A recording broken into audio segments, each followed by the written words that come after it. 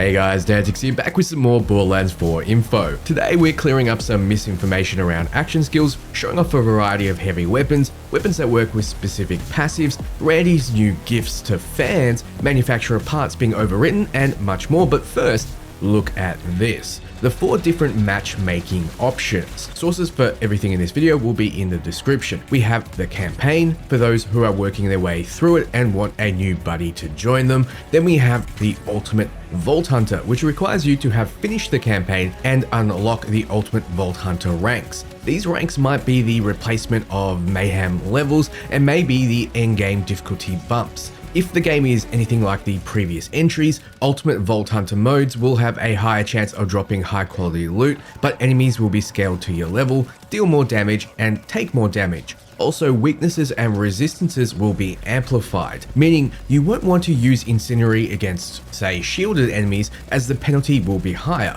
Inversely, you'll deal more damage to shields with shock weapons. We'll have to wait and see what other spanners they throw in the works here, but I wonder how the ranks will come into play. Say you're rank 2, will you only be matched with other rank 2s as well so you can be on similar scales? Because that's narrowing your pool by quite a lot. Regardless, this is basically matchmaking for you and a group up against the hardest content. Then we have Moxie's big encore runs. It requires you complete the campaign and have unlocked the Vault Hunter ranks as well, but this one is a pseudo boss rush mode that has me the most excited. Will it pit us against boss after boss? Is there a higher drop rate? Will we see different kinds of loot? If so, this could be the best way to farm loot while removing the tedium of loading and reloading bosses, which in the campaign, the Moxie's big encore machine already does for a cost.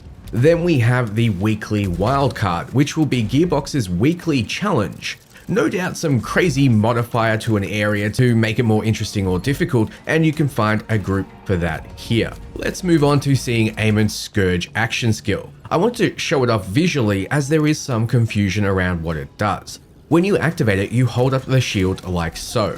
You block all frontal damage completely, meaning you'll be tanking very effectively. However, you'll notice this bar with 5 pips just above the ability icon. This is your vengeance. You'll be consuming 1 pip every time you boost up your action skill's damage. If you reactivate your action skill, it sends out a forge wave, which is Aean's whip, and when that wave hits an enemy, you'll consume a pip, and each pip is 20% of your vengeance bar. Once you reach 100% vengeance at a full bar, you can no longer fully block damage from the front. Instead, you'll reduce it by 80%. Yes, this is a downside. You'll notice the shield's broken look when you're at 100%. So no, it doesn't become stronger.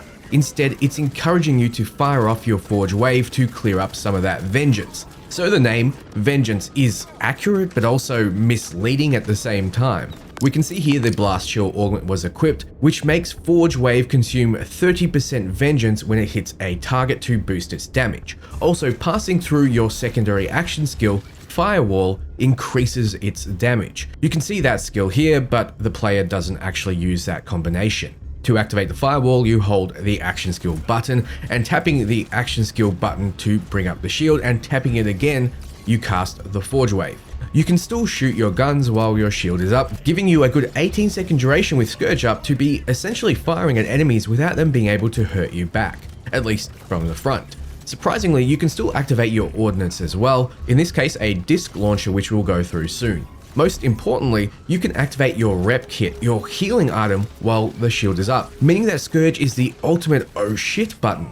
It can be very offensive too. You can cast your Forge Waves multiple times in a row, and it does a sort of combo flurry attack. Your vengeance is only consumed if you actually hit targets. Since the wave passes through multiple targets, vengeance can be consumed quickly, but it isn't required to damage enemies. So you can activate the shield and never actually use the shield functionality. We see here the mini boss that caused a lot of players problems is brought down fairly easily with this action skill up and being offensive with it, as it easily hits orbs that keep it immune without the player even aiming at them. When the bar below the crosshairs runs out, your action skill is finished and the cooldown begins. In this case, it's a fairly long one because it's such a powerful effect. But right here, you see the bar is going up when he hits the target. I'm not sure what effect is doing this, since it's not a passive on the skill, at least one that he's slotted in. But it's interesting to see the duration go up in real time like this.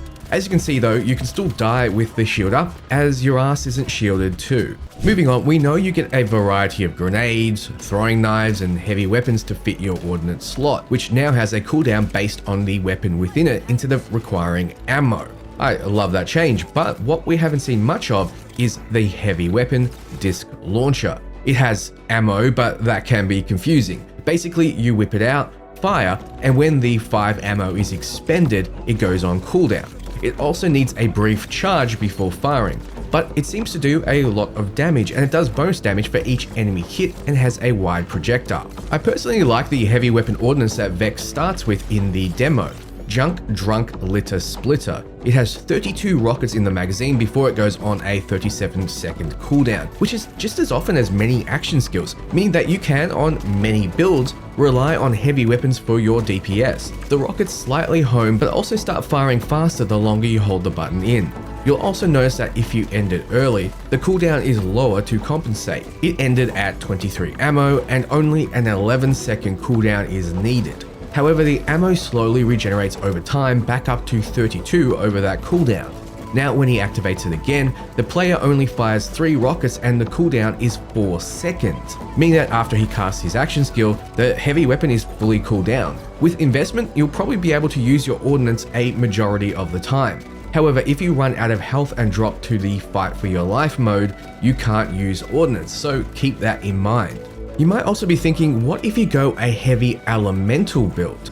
Well, here is a heavy weapon that uses corrosive, and this is what Harlow started with in her demo, which makes sense. She's basically the siren in this game, and Melawan got their tech from her designs. Melawan's ecosystem is built on my tech. Now, this isn't anything new, but you can see that single-shot weapons like this Jacob shotgun can be very effective. So keep an eye out, especially since there are a lot of passives in each Vault Hunter skill tree that benefit from a small clip size. Rafa's passive Vitrol, for example, makes it so the first shot fired from his fully loaded magazine deals bonus corrosive damage. That means every shot will be bonus damage, which is something that will help your output quite a bit. Yes, this does mean that Rafa will also be good with sniper rifles. You'll also notice below its ammo, the game now shows you its reload time. This might not seem useful right now, but you'll be able to discern through quick math if those reload speed increasing passives will be worth it. This gun has a 1.3 second reload, so reducing the reload time by 50% makes the gun reload in 0.65 seconds. Most of the time, this kind of reduction is useless with a standard magazine,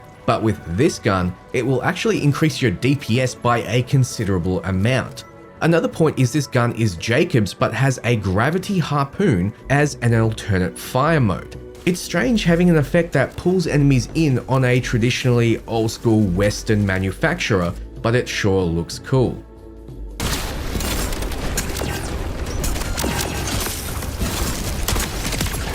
So Randy Pitchford mentioned on Twitter that he's seeing if he can add a little extra gift for all those who have pre-ordered the game. We don't know what that is just yet, but we do get a little look at the pre-order loot boxes here. These contain cosmetics, and you can probably collect these on each new Vault Hunter you make.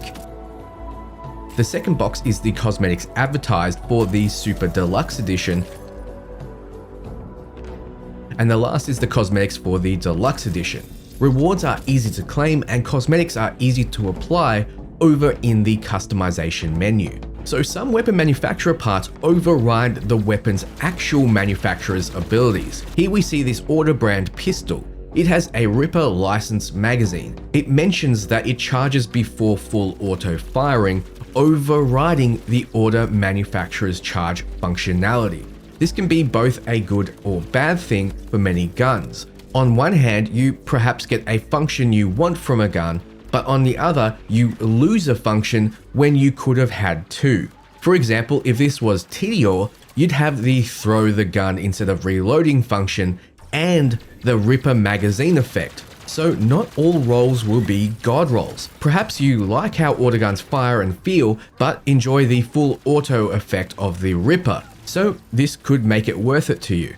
Personally, I didn't enjoy Ripper magazines myself, as I like firing with a pull of the trigger instead of waiting.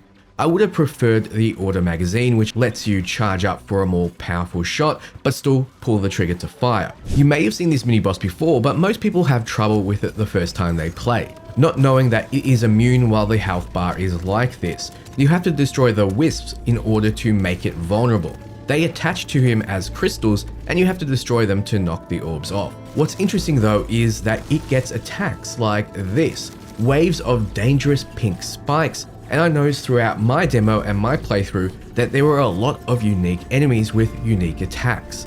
Many don't realize this about Harlow's action skill, but it's not like Maya's phase lock, a bubble and forget ability. You can target something close by like another enemy or an explosive barrel and drop the target into it.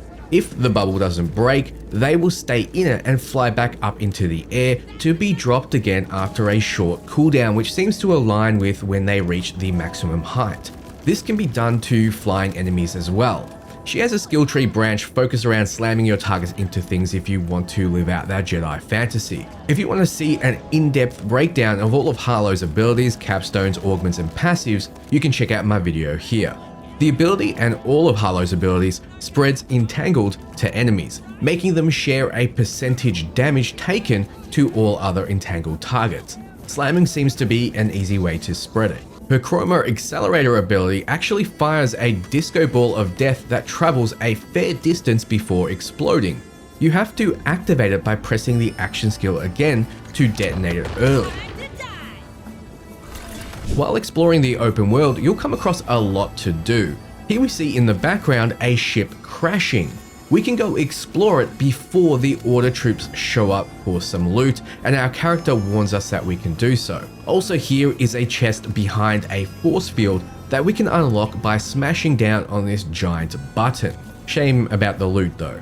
So that's everything. What do you think? There isn't a long wait until Borderlands 4, and I am personally pumped. I'll be getting early access and making a ton of guides, so for everything Borderlands, you're in the right place. Ciao, friends.